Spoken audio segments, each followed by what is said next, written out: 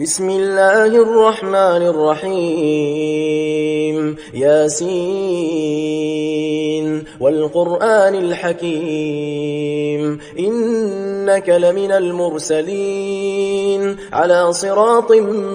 مستقيم تنزيل العزيز الرحيم لتنذر قوما ما أنذر آباؤهم فهم غافلون لقد حق القول على أكثرهم فهم لا يؤمنون إنا جعلنا في أعناقهم أغلالا فهي إلى الأذقان فهم مقمحون وجعلنا من بين أيديهم سدا ومن خلفهم سدا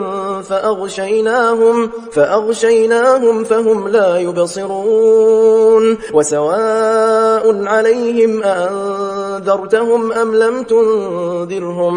لم تنذرهم لا يؤمنون إنما تنذر من اتبع الذكر وخشي الرحمن بالغيب فبشره بمغفرة وأجر كريم إنا نحن نحيي الموتى ونكتب ما قدموا وآثارهم وكل شيء أحصيناه في إمام مبين واضرب لهم مثلا أصحاب القرية إذ جاءها المرسلون إذ أرسلنا إليهم 2 فكذبوهما فعززنا بثالث فقالوا إنا إليكم مرسلون قالوا ما أنتم إلا بشر مثلنا وما أنزل الرحمن من شيء إن أنتم إلا تكذبون قالوا ربنا يعلم إنا إليكم لمرسلون وما علينا إلا البلاغ المبين قالوا إنا تطيرنا بكم لئن لم تنتهوا لنرجمنكم وليمسنكم منا عذاب أليم قالوا طائركم معكم أئن ذكرتم بل أنتم قوم مسرفون وجاء من أقصى المدينة رجل يسعى قال يا قوم اتبعوا المرسلين اتبعوا من لا يسألكم أجرا وهم مهتدون وما لي لا أعبد الذي فطرني وإليه ترجعون أأتخذ من دونه آلهة إن يردني الرحمن بضر لا تغن عني شفاعتهم شيئا ولا ينقذون إني إذا لفي ضلال مبين إني آمنت بربكم فاسمعون قيل ادخل الجنة قال يا ليت قومي يعلمون بما غفر لي ربي وجعلني من المكرمين وما أنزلنا على قومه من بعده من جند من السماء وما كنا منزلين إن كانت إلا صيحة واحدة فإذا هم خامدون يا حسرة على العباد ما يأتيهم من رسول إلا كانوا به يستهزئون ألم يروا كم أهلكنا قبلهم من القرون أنهم إليهم لا يرجعون وإن كل لما جميع لدينا محضرون وآية لهم الأرض الميتة أحييناها وأخرجنا منها حبا فمنه يأكلون وجعلنا فيها جنات من نخيل وأعناب وفجرنا فيها من العيون ليأكلوا من ثمره وما عملته أيديهم أفلا يشكرون سبحان الذي خلق الأزواج كلها مما تنبت الأرض ومن أنفسهم ومما لا يعلمون وآية لهم الليل نسلخ منه النهار فإذا هم مظلمون والشمس تجري لمستقر لها ذلك تقدير العزيز العليم والقمر قدرناه منازل حتى عاد كالعرجون القديم لا الشمس ينبغي لها أن تدرك القمر ولا الليل سابق النهار وكل في فلك يسبحون وآية لهم أنا حملنا ذريتهم في الفلك المشحون وخلقنا لهم من مثله ما يركبون وإن نشأ نغرقهم فلا صريخ لهم ولا هم ينقذون إلا رحمة منا ومتاعا إلى حين وإذا قيل لهم اتقوا ما بين أيديكم وما خلفكم لعلكم ترحمون وما تأتيهم من آية من آيات ربهم إلا كانوا عنها معرضين وإذا قيل لهم أنفقوا مما رزقكم الله قال الذين كفروا للذين آمنوا أنطعم من لو يشاء الله أطعمه إن أنتم إلا في ضلال مبين ويقولون متى هذا الوعد إن كنتم صادقين ما ينظرون إلا صيحة واحدة تأخذهم وهم يخصمون فلا يستطيعون توصية ولا إلى أهلهم يرجعون ونفخ في الصور فإذا هم من الأجداث إلى ربهم ينسلون قالوا يا ويلنا من بعثنا من مرقدنا هذا ما وعد الرحمن وصدق المرسلون إن كانت إلا صيحة واحدة فإذا هم جميع لدينا محضرون فاليوم لا تظلم نفس شيئا ولا تجزون إلا ما كنتم تعملون إن أصحاب الجنة اليوم في شغل فاكهون هم وأزواجهم في ظلال على الأرائك متكئون لهم فيها فاكهة ولهم ما يدعون سلام قولا من رب رحيم وامتازوا اليوم أيها المجرمون ألم أعهد إليكم يا بني آدم ألا تعبدوا الشيطان إنه لكم عدو مبين وأن اعبدوني هذا صراط مستقيم ولقد أضل منكم جبلا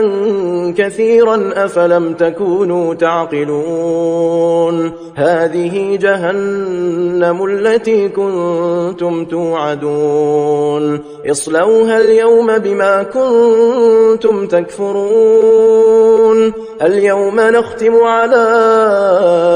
أفواههم وتكلمنا أيديهم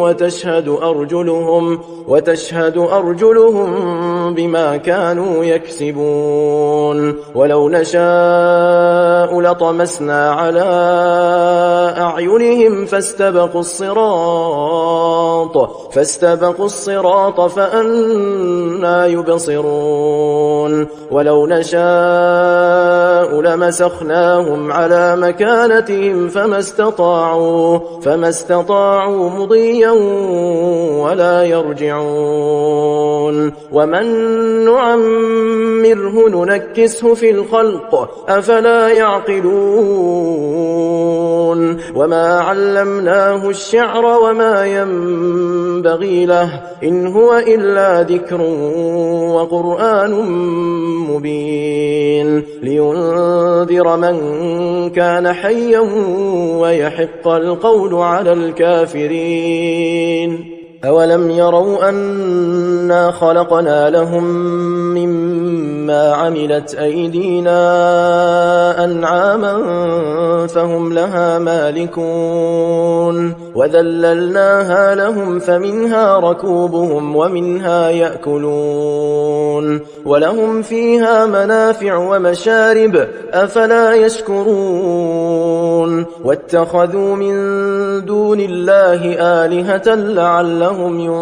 ينصرون لا يستطيعون نصرهم وهم لهم جند محضرون فلا يحزنك قولهم إنا نعلم ما يسرون وما يعلنون أولم ير الإنسان أنا خلقناه من نطفة فإذا هو خصيم مبين وضرب لنا مثلا ونسي خلقه قال من يحيي العظام وهي رميم قل يحييها الذي أنشأها أول مرة وهو بكل خلق عليم الذي جعل لكم من الشجر الأخضر نارا فإذا أنتم منه توقدون أوليس الذي خلق السماوات والأرض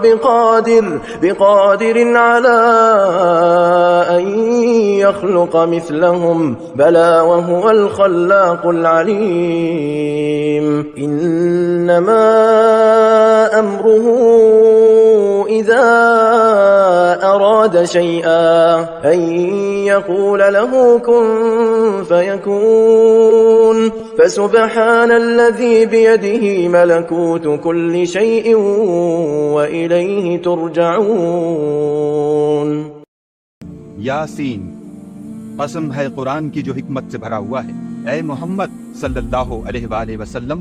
बेशक तुम पैगंबरों में से हो सीधे रास्ते पर। ये खुदाए गालिब और मेहरबान ने नाजिल किया है ताकि तुम उन लोगों को जिनके बाप दादा को मुतनब्बे नहीं किया गया था मुतनब्बे कर दो। वो गफलत में पड़े हुए हैं। उनमें से अक्सर पर खुदा की बात पूरी हो चुकी है, सो वो ईमान नहीं लाएंगे। हमने उनकी गर्दनों में तौक डाल रखे हैं और वो ठोड़ियों तक फंसे हुए हैं, तो उनके सर उलझ रहे हैं। और हमने उनके आगे भी दीवार बना दी और उनके पीछे भी, फिर उन पर पर्दा डाल दिया तो ये देख नहीं सकते। और तुम उनको नसीहत करो या न करो उनके लिए बराबर है, वो ईमान नहीं लानेंगे। तुम तो सिर्फ उस शख्स को नसीहत कर सकते हो जो नसीहत की पैरवी करे और खुदा से गायबाना डरे, सो उसको मग़फ़िरत और बड़े सवाब की बशारत सुना दो। बेशक हम मुर्दों को जिंदा करेंगे और जो कुछ वो आगे भेज चुके और जो उनके निशान पीछे रह गए हम उनको कलम बंद कर लेते हैं। और हर चीज को हमने किताब रोशन यानी लौहे महफूज में लिख रखा है।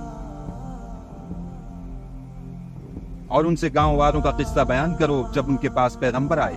यानी जब हमने उनकी तरफ 2 पैगंबर भेजे तो उन्होंने उनको झुटलाया। फिर हमने तीसरे से तक़वियत दी तो उन्होंने कहा कि हम तुम्हारी तरफ पैगंबर होकर आए हैं। वो बोले कि तुम और कुछ नहीं मगर हमारी तरह के आदमी हो और खुदा ने कोई चीज भी नाजिल नहीं की, तुम महज झूठ बोलते हो। उन्होंने कहा कि हमारा परवरदिगार जानता है कि हम तुम्हारी तरफ पैगाम देकर भेजे गए हैं और हमारे जिम्मे तो साफ साफ पहुंचा देना है और बस। وہ بولے کہ ہم تم کو نامبارک دیکھتے ہیں، اگر تم باز نہ آؤگے تو ہم تمہیں سنسار کر دیں گے اور تم کو ہم سے دکھ دینے والا عذاب پہنچے گا۔ انہوں نے کہا کہ تمہاری نحوست تمہارے ساتھ ہے، کیا اس لیے کہ تم کو نصیحت کی گئی؟ بلکہ تم ایسے لوگ ہو جو حد سے تجاوز کر گئے ہو۔ اور شہر کے پرلے کنارے سے ایک آدمی دوڑتا ہوا آیا، کہنے لگا کہ اے میری قوم، پیغمبروں کے پیچھے چلو، ایسوں کے جو تم سے صلاح نہیں مانگتے اور وہ سیدھے رستے پر ہیں۔ اور مجھے کیا ہے کہ میں اس کی پرستش نہ کروں جس نے مجھے پیدا کیا، اور اسی کی طرف تم کو لوٹ کر جانا ہے۔ کیا میں ان کو چھوڑ کر اوروں کو معبود بناؤں؟ اگر خدا میرے حق میں نقصان کرنا چاہے تو ان کی سفارش مجھے کچھ بھی فائدہ نہ دے سکے اور نہ وہ مجھے چھڑا ہی سکیں۔ تب تو میں صریح گمراہی میں مبتلا ہو گیا۔ میں تمہارے پروردگار پر ایمان لایا ہوں، سو میری بات سن رکھو۔ حکم ہوا کہ بہشت میں داخل ہو جا۔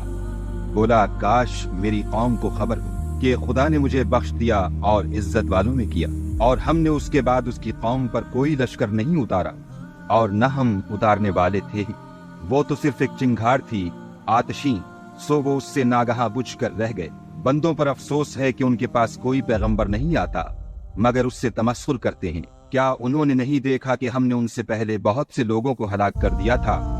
اب وہ ان کی طرف لوٹ کر نہیں آئیں گے، اور سب کے سب ہمارے روبرو حاضر کیے جائیں گے۔ اور ایک نشانی ان کے لیے زمین مردہ ہے کہ ہم نے اس کو زندہ کیا اور اس میں سے اناج اگایا، پھر یہ اس میں سے کھاتے ہیں، اور اس میں کھجوروں اور انگوروں کے باغ پیدا کیے اور اس میں چشمے جاری کر دیے تاکہ یہ ان کے پھل کھائیں، اور ان کے ہاتھوں نے تو ان کو نہیں بنایا، تو پھر کیا یہ شکر نہیں کرتے؟ وہ خدا پاک ہے جس نے زمین کی نباتات کے اور خود ان کے اور جن چیزوں کی ان کو خبر نہیں سب کے جوڑے بنائے۔ اور ایک نشانی ان کے لیے رات ہے کہ اس میں سے ہم دن کو کھینچ لیتے ہیں تو اس وقت ان پر اندھیرا چھا جاتا ہے اور سورج اپنے مقرر راستے پر چلتا رہتا ہے۔ یہ خدائے غالب اور دانا کا مقرر کیا ہوا اندازہ ہے۔ اور چاند کی بھی ہم نے منزلیں مقرر کر دی، یہاں تک کہ گھٹتے گھٹتے کھجور کی پرانی شاخ کی طرح ہو جاتا ہے۔ نہ تو سورج ہی سے ہو سکتا ہے کہ چاند کو جا پکڑے، اور نہ رات ہی دن سے پہلے آ سکتی ہے،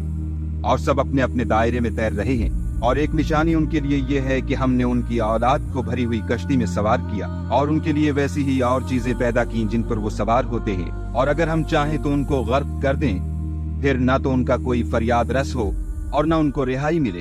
مگر یہ ہماری رحمت اور ایک مدت تک کے فائدے ہیں۔ اور جب ان سے کہا جاتا ہے کہ جو تمہارے آگے اور جو تمہارے پیچھے ہے اس سے ڈرو تاکہ تم پر رحم کیا جائے، اور ان کے پاس ان کے پروردگار کی طرف سے کوئی نشانی نہیں آئی مگر اس سے منہ پھیر لیتے ہیں۔ اور جب ان سے کہا جاتا ہے کہ جو رزق خدا نے تم کو دیا ہے اس میں سے خرچ کرو، تو کافر مومنوں سے کہتے ہیں کہ بھلا ہم ان لوگوں کو کھانا کھلائیں جن کو اگر خدا چاہتا تو خود کھلا دیتا۔ تم تو صریح غلطی میں ہو۔ اور کہتے ہیں اگر تم سچ کہتے ہو تو یہ وعدہ کب پورا ہوگا؟ یہ تو ایک چنگھاڑ کے منتظر ہیں جو ان کو اس حال میں کہ باہم جھگڑ رہے ہوں گے آ پکڑے گی، پھر نہ تو وصیت کر سکیں گے اور نہ اپنے گھر والوں میں واپس جا سکیں گے۔ اور جس وقت سور پھونکا جائے گا یہ قبروں سے نکل کر اپنے پروردگار کی طرف دوڑ پڑیں گے، کہیں گے اے ہے ہمیں ہماری خوابگاہوں سے کس نے جگہ اٹھایا؟ یہ وہی تو ہے جس کا خدا نے وعدہ کیا تھا اور پیغمبروں نے سچ کہا تھا۔ صرف ایک زور کی آواز کا ہونا ہوگا کہ سب کے سب ہمارے روبرو آ حاضر ہوں گے۔ اس روز کسی شخص پر کچھ بھی ظلم نہیں کیا جائے گا اور تم کو بدلہ ویسا ہی ملے گا جیسے تم کام کرتے تھے۔ اہل جنت اس روز عیش و نشاط کے مشغلے میں ہوں گے، وہ بھی اور ان کی بیویاں بھی سایوں میں تختوں پر تکیے لگائے بیٹھے ہوں گے۔ وہاں ان کے لیے بیوے اور جو چاہیں گے موجود ہوگا۔ پروردگار مہربان کی طرف سے سلام کہا جائے گا، اور گناہ گارو تم آج الگ ہو جاؤ۔ اے آدم کی اولاد، ہم نے تم سے کہہ نہیں دیا تھا کہ شیطان کو نہ پوجنا، وہ تمہارا کھلا دشمن ہے، اور یہ کہ میری ہی عبادت کرنا یہی سیدھا رستہ ہے۔ اور اس نے تم میں سے بہت سی خلقت کو گمراہ کر دیا تھا، تو کیا تم سمجھتے نہیں تھے؟ یہی وہ جہنم ہے جس کی تمہیں خبر دی جاتی تھی۔ سو جو تم کفر کرتے رہے ہو اس کے بدلے آج اس میں داخل ہو جاؤ۔ آج ہم ان کے منہوں پر مہر لگا دیں گے، اور جو کچھ یہ کرتے رہے تھے ان کے ہاتھ ہم سے بیان کر دیں گے، اور ان کے پاؤں اس کی گواہی دیں گے۔ اور اگر ہم چاہیں تو ان کی آنکھوں کو مٹا کر اندھا کر دیں، پھر یہ رستے کو دوڑیں تو کہاں دیکھ سکیں گے؟ اور اگر ہم چاہیں تو ان کی جگہ پر ان کی صورتیں بدل دیں، پھر وہاں سے نہ آگے جا سکیں اور نہ پیچھے لوٹ سکیں۔ اور جس کو ہم بڑی عمر دیتے ہیں تو اسے خلقت میں اوندھا کر دیتے ہیں، تو کیا یہ سمجھتے نہیں؟ اور ہم نے ان پیغمبر کو شعر گوئی نہیں سکھائی اور نہ وہ ان کو شایع ہے۔ یہ تو محض نصیحت اور صاف صاف قرآن پر از حکمت ہے، تاکہ اس شخص کو جو زندہ ہو ہدایت کا رستہ دکھائے اور کافروں پر بات پوری ہو جائے۔ کیا انہوں نے نہیں دیکھا کہ جو چیزیں ہم نے اپنے ہاتھوں سے بنائیں ان میں سے ہم نے ان کے لیے چار پائے پیدا کر دیے اور یہ ان کے مالک ہیں اور ان کو ان کے قابو میں کر دیا، تو کوئی تو ان میں سے ان کی سواری ہے اور کسی کو یہ کھاتے ہیں اور ان میں ان کے لیے اور فائدے اور پینے کی چیزیں ہیں، تو کیا یہ شکر نہیں کرتے؟ اور انہوں نے خدا کے سوا اور معبود بنا لیے ہیں کہ شاید ان سے ان کو مدد پہنچے، مگر وہ ان کی مدد کی ہرگز طاقت نہیں رکھتے اور وہ ان کی فوج ہو کر حاضر کیے جائیں گے۔ تو ان کی باتیں تمہیں غمناک نہ کر دیں، یہ جو کچھ چھپاتے اور جو کچھ ظاہر کرتے ہیں ہمیں سب معلوم ہے۔ کیا انسان نے نہیں دیکھا کہ ہم نے اس کو نطفے سے پیدا کیا، پھر وہ تڑاک پڑاک جھگڑنے لگا اور ہمارے بارے میں مثالیں بیان کرنے لگا اور اپنی پیدائش کو بھول گیا، کہنے لگا کہ جب ہڈیاں بوسیدہ ہو جائیں گی تو ان کو کون زندہ کرے گا؟ کہہ دو کہ ان کو وہ زندہ کرے گا جس نے ان کو پہلی بار پیدا کیا تھا، اور وہ سب قسم کا پیدا کرنا جانتا ہے، وہی جس نے تمہارے لیے سبز درخت سے آگ پیدا کی، پھر تم اس کی ٹہنیوں کو رگڑ کر ان سے آگ نکالتے ہو۔ بھلا جس نے آسمانوں اور زمین کو پیدا کیا، کیا وہ اس بات پر قادر نہیں کہ ان کو پھر ویسے ہی پیدا کر دے؟ کیوں نہیں؟ اور وہ تو بڑا پیدا کرنے والا اور علم والا ہے۔ اس کی شان یہ ہے کہ جب وہ کسی چیز کا ارادہ کرتا ہے تو اس سے فرما دیتا ہے کہ ہو جا، تو وہ ہو جاتی ہے۔ وہ ذات پاک ہے جس کے ہاتھ میں ہر چیز کی بات چاہت ہے اور اسی کی طرف تم کو لوٹ کر جانا ہے۔